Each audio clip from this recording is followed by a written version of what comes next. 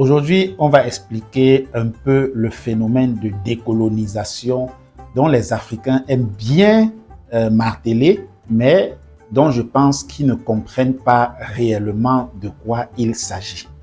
Ou alors, dont je pense qu'ils sont carrément à côté de la plaque.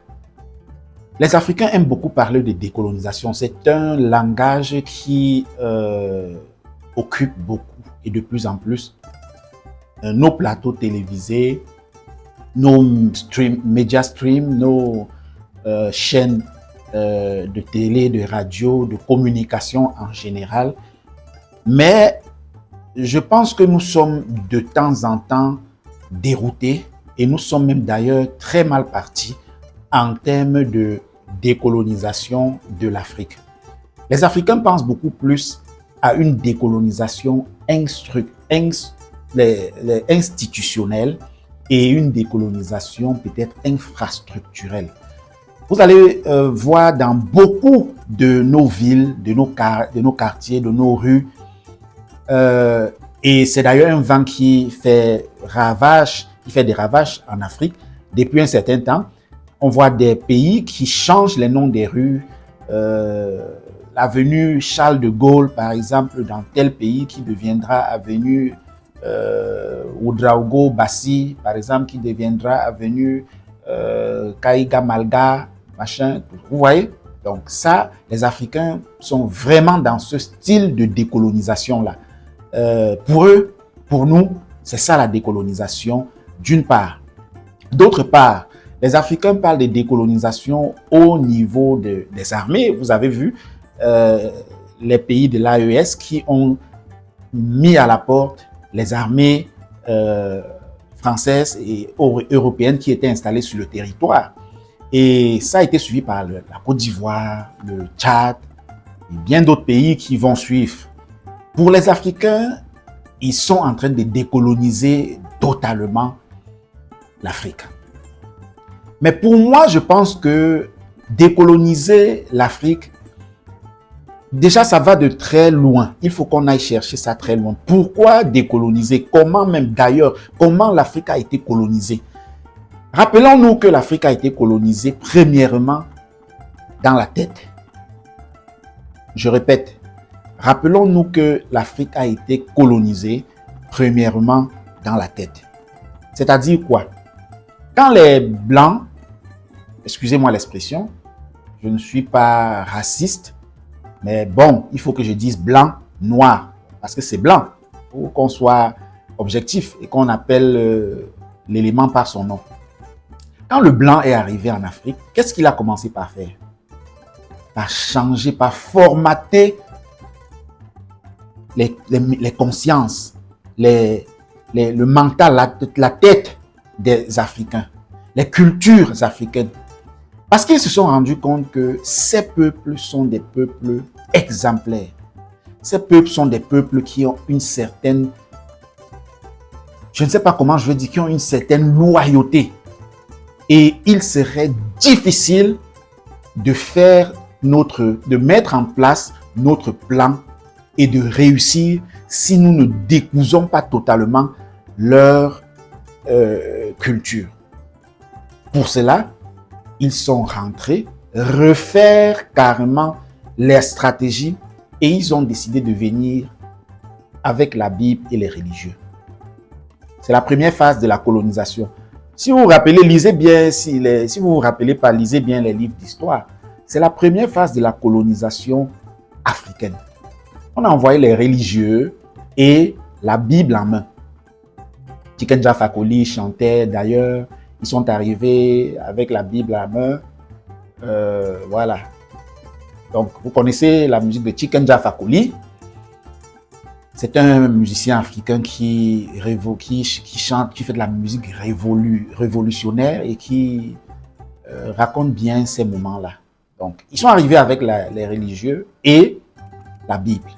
Ils ont commencé par dire aux Africains que telle chose que vous êtes en train de faire, c'est pas bien.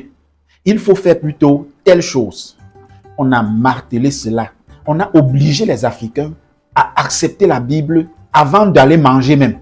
Donc, on vous fait lire la Bible, On vous pose des questions sur la Bible, on vous demande 1 plus 1, c'est un exemple. 1 plus 1 égale à 3, vrai ou faux? Vous dites faux, on dit, parce que vous savez qu'un plus 1 égale à 2. Vous dites faux, on vous dit vous n'allez pas manger tant que vous ne direz pas 1 plus 1 égale à 3. Et on répétait ça à longueur de journée. À longueur de journée, c'est des exemples que je prends pour faire comprendre à quel point le formatage de cerveau a été fait depuis nos ancêtres qui ont vécu l'esclavage.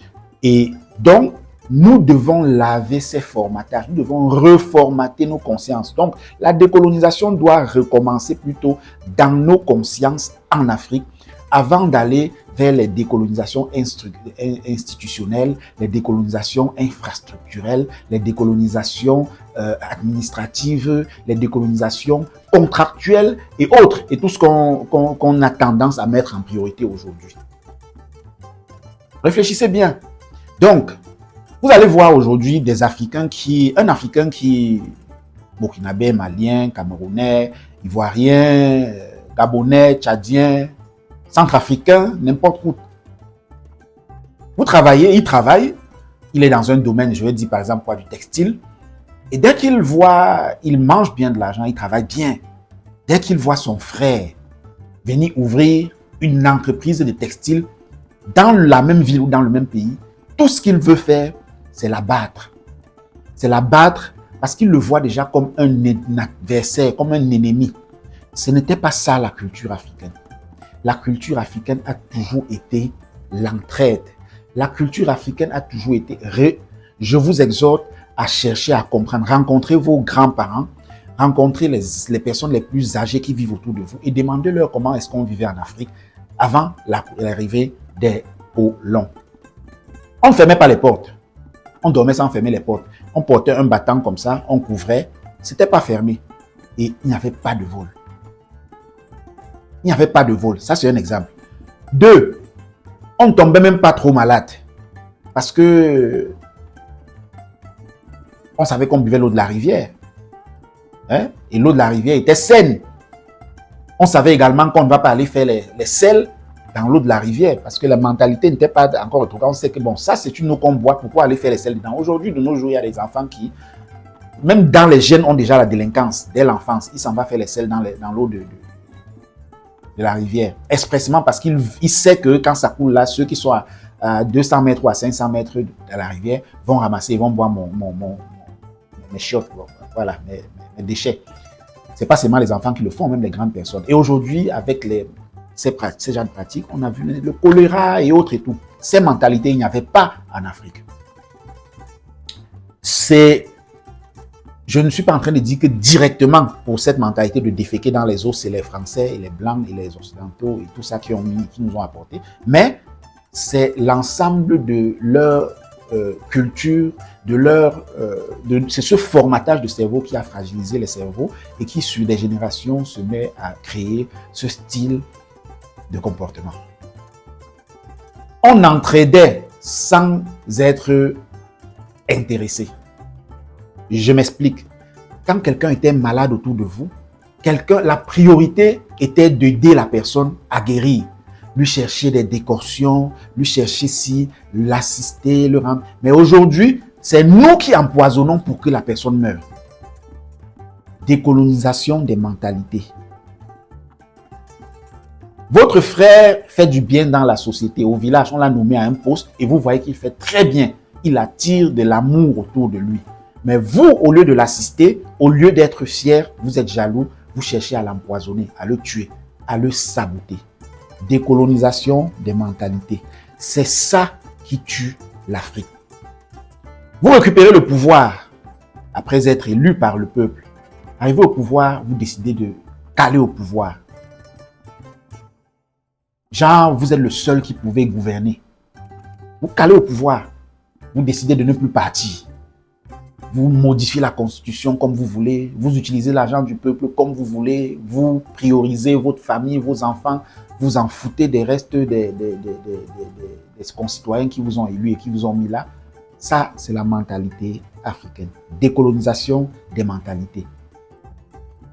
Église matin, midi, soir, pendant que tu n'as pas de travail. Tu n'as rien à faire. Tu manges dans les poches de tes parents. Mais C'est toi qui es à l'église le matin, il faut prier, oh Seigneur, oh, Seigneur Dieu, et tout, et tout, et tout. Décolonisation des mentalités.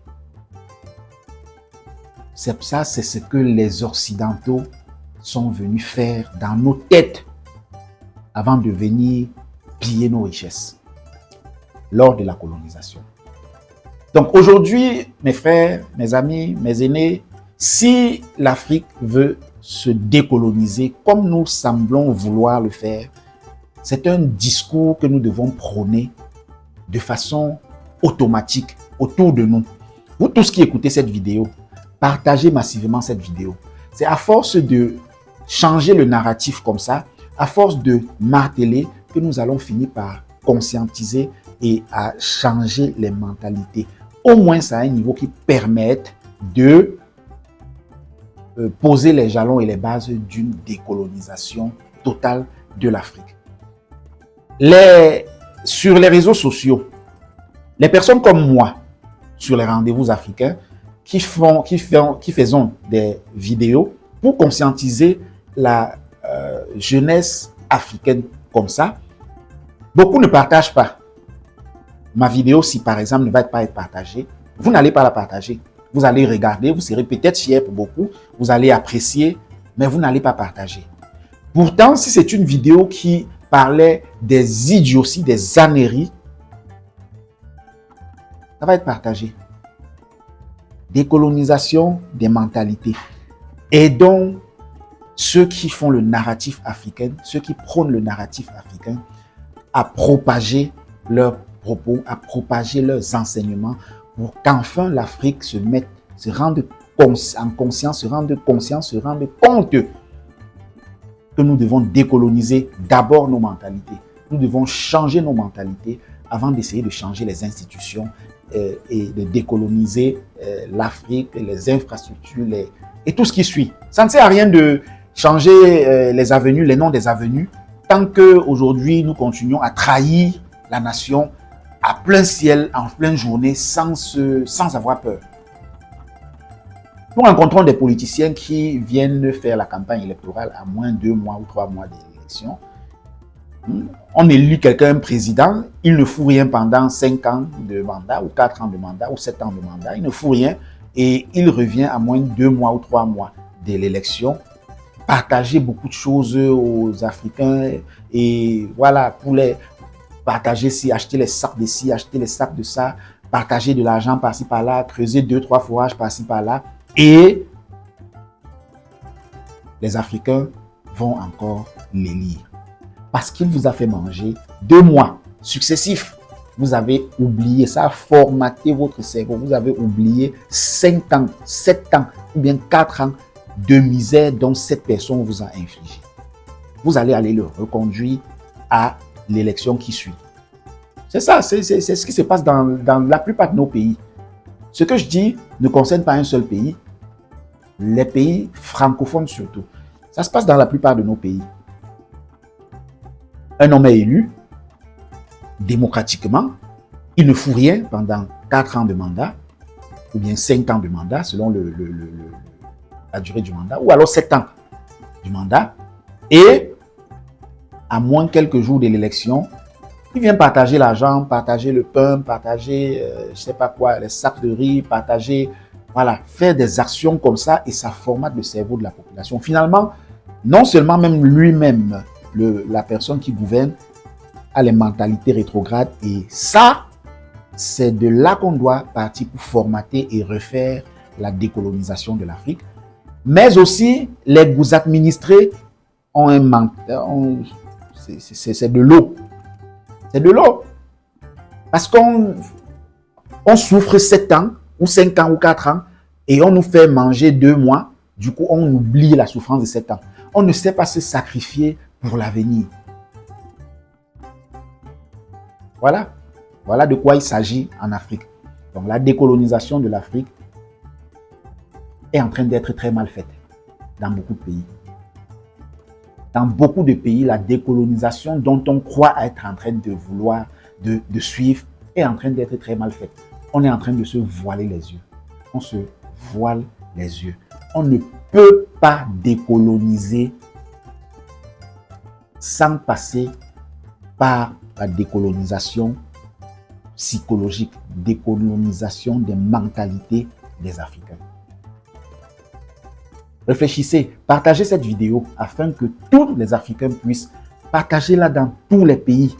Si tu es burkinabé et que tu m'écoutes, partage cette vidéo. Si tu es centrafricain et que tu m'écoutes, partage cette vidéo. Si tu es gabonais, si tu es camerounais, si tu es tchadien, si tu es guinéen, si tu es malien, si tu es nigérien, si tu es nigérian qui ne vont pas écouter peut-être parce que c'est en français, malien, n'importe, partagez cette vidéo ivoirien pour que nos frères africains francophones, à force d'écouter ce genre de discours, vont peut-être un peu changer. Et ça va permettre de facilement administrer une décolonisation progressive à notre continent.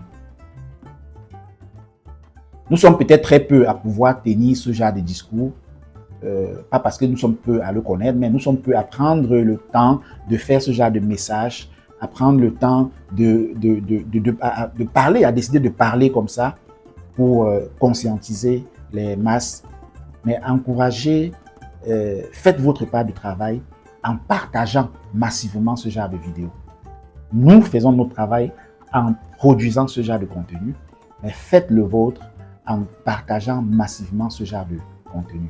Les Occidentaux continuent jusqu'aujourd'hui d'ailleurs à nous marteler l'esprit, à nous formater l'esprit avec les chaînes dont ils créent par-ci par-là et dont vous préférez suivre au lieu de suivre les chaînes comme nos chaînes, les rendez-vous africains, qui parlent du narratif africain, qui disent des choses qui sont vraies sur vous, sur nous les Africains.